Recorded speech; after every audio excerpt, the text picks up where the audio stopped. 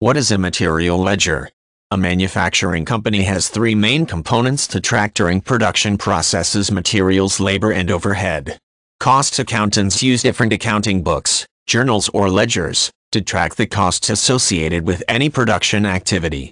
A material ledger retains all transactions that relate to the purchase and use of materials for producing goods. Any use or movement of materials has an entry in this ledger, whether the company uses a job order or process costing system. A material ledger is of great importance to a manufacturing business. A material ledger may have several subledgers or journals. This provides a more in-depth approach to the recording and reporting of financial figures relating to production activities.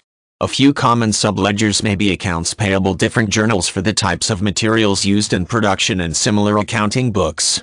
The main ledger contains only the aggregate information for various transactions, making the book more concise when reviewing numbers. Cost accountants are responsible for maintaining all ledgers and subledgers in this accounting process. Direct materials are the only items or transactions recorded in a material ledger.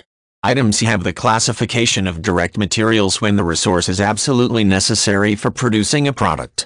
For example, steel widgets require steel as the main production material. Any purchases or uses of steel from the company's materials inventory have representation in the material ledger.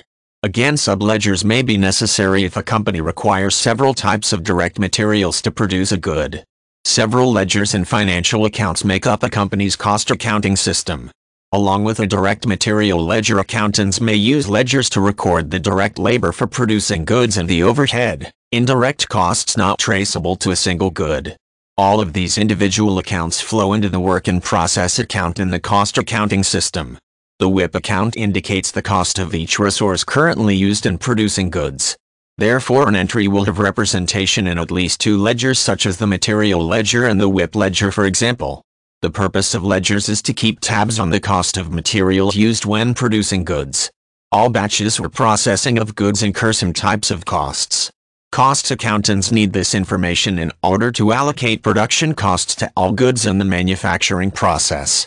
This allows a company to assess how efficiently it uses materials to produce items.